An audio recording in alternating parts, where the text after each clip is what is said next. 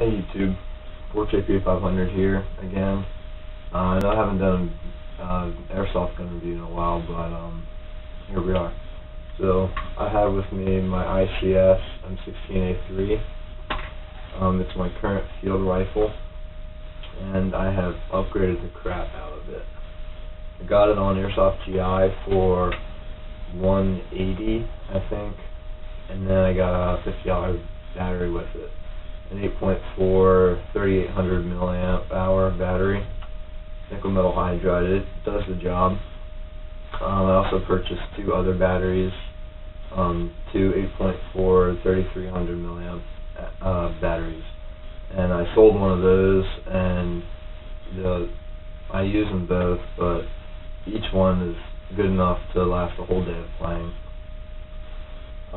This is a Sportline model. It doesn't have the full metal body, but it has like a polymer, almost like a G&G body to it, which I really like. I don't think it's going to be cracking on me anytime soon. It does have a removable carrying handle. It's a plastic carrying handle, but that's alright. On top, I have a 6x AR-15 carrying handle scope. It is red and green illuminated reticle. It's a bit big for this gun. This gun only shoots about 360 to 370 FPS, but it does help to have an optic. I guess I should start from the back. It does have a full stock, and there's a sling loop, which is, I guess, nice. I don't think it's going to break. The charging handle opens the hop up. I like the ICS hop ups, or the ICS charging handle, because the bolt is one piece. Unlike a JG, a JG will only pull back like halfway. This bolt will pull back the whole way, and it'll stay shut so dirt won't get in it. Like that. I did replace the stock hop up with a SHS hop up. The stock ICS hop up is okay, but it does have some air problems, like compression issues. Same with the stock nozzle. ICS nozzles for their version 2 gearbox is proprietary, so it doesn't have an O-ring in it. So if you take your gearbox and pull the piston back and put your thumb over the nozzle and fire, the nozzle or the piston will go forward. It won't like slowly go forward because the air is leaking out. So I replaced my hop-up and nozzle with SHS nozzles in the hop-up, and I had to file down the metal hop-up to get it to fit. But really happy with that, because I jumped like 60 feet per second. I was shooting like 300, which I'm not looking to shoot CQB speed, so getting it up to 370 was pretty good. Right here on the left side of the gun, you have the selector switch. It is not ambi, but I mean, I'm a left-handed shooter and I can still switch the thing pretty easily, so that's nice. Pistol grip is nice. This doesn't come with the ICS Turbo 3000 motor, so it can't handle an M120 spring, but it gets a really good rate of fire on an 8.4 high C output battery. Mine's like a 10C battery, which that's good for a large type. It has the ICS Infinite motor in it, which is pretty fast. It's pretty quiet, and on the 9.6 you can get a lot of speed without even doing anything, without putting in like 16:1 gears, 13:1, or even a high-speed motor. But I should mention that the bevel gear in the ICS lower gearbox is proprietary, and the pinion gear on the motor is also proprietary. So if you want to upgrade your motor, you're going to have to upgrade your gear, just at least one of the gears, the bevel gear, because it won't seat right in it. Otherwise you might strip something in your pinion gear, and God knows we don't want that. Alright, moving on. You do have your bolt catch and release here, but it doesn't do anything. It did come with one high capacity magazine. This isn't that high capacity. capacity magazine. It came with a plastic one. Forget what style. I think it's like a Canadian style.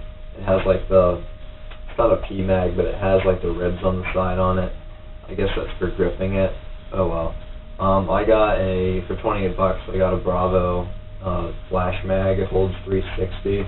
It's like a high cap, but it also functions like a mid cap, because you open this thing on the bottom and there's a drawstring you pull, and you pull that like 5 or 6 times and you let it fly in, and it feeds almost all the rounds into the chamber, so you can fire continuously.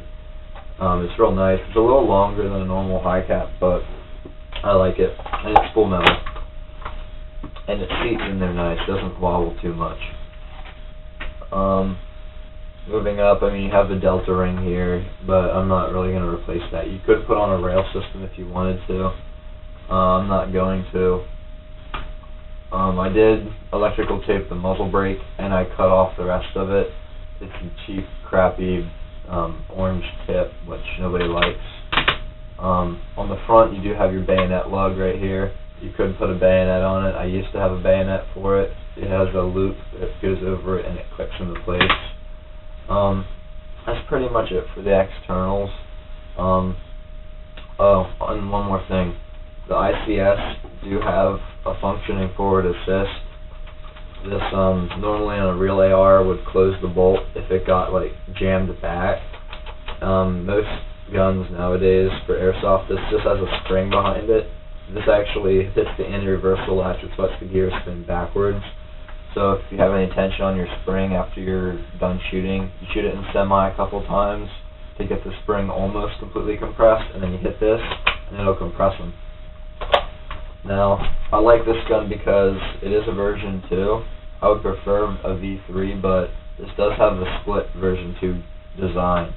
So if you hit your forward assist, and you pop out the rear body pin, which I don't have my needle nose on me, so I don't know if I'll be able to get that out.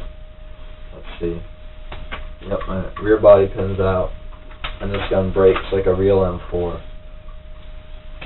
And then you can pull out your upper gearbox right here, and if you have another one, you can just slip another one in that has a stronger spring in it. And all you do to take this apart is like a 3mm hex key on the back, hex screw, and then there's 2 large screws and 4 small screws.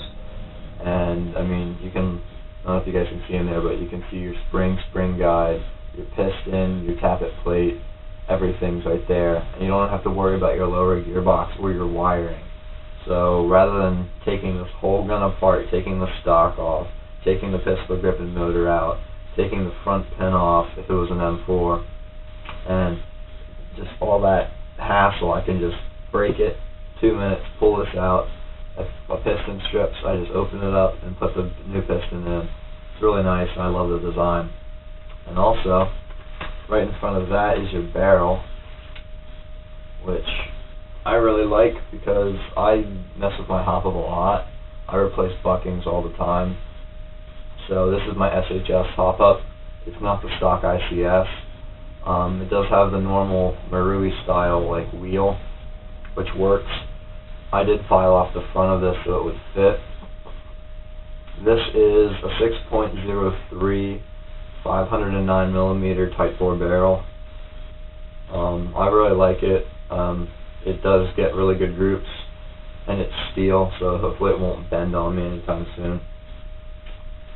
I didn't really talk about the upgrades in here, but I upgraded the spring guide to a metal ball bearing spring guide. The spring I have in here is the stock M100 spring. I'm getting about 370 on an M100, which I'm really happy with. I got an SHS full metal tooth piston. Most techs will tell you to stay away from a full metal tooth piston, but I have my angle of engagement perfect.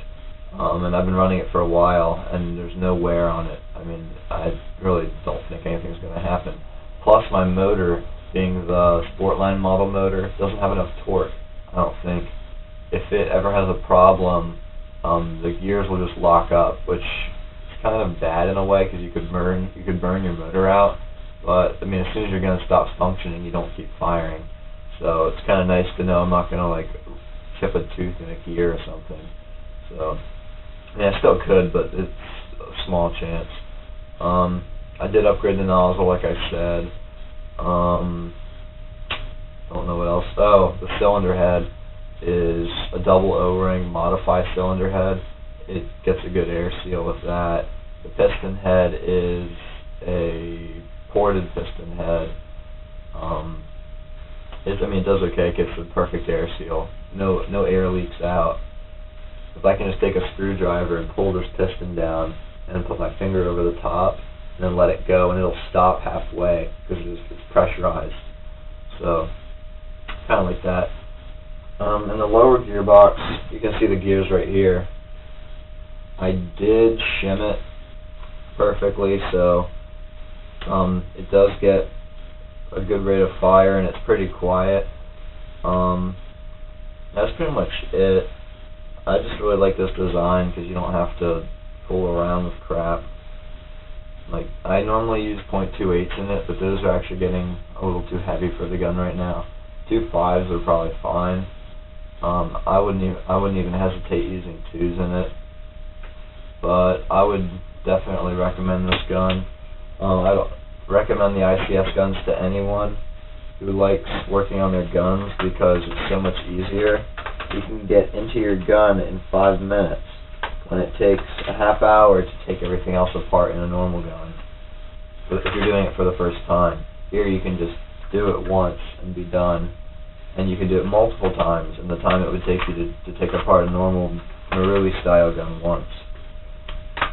Trust me, I work on this gun all the time, and it's nice to be able to just not have to worry about the shimming or anything like that. So that's pretty much it for the review. I'm going to go outside and do a shooting test for this now so that you guys can get a rate of fire idea. ICS M16A3 Sportline. This is Sport JP 500.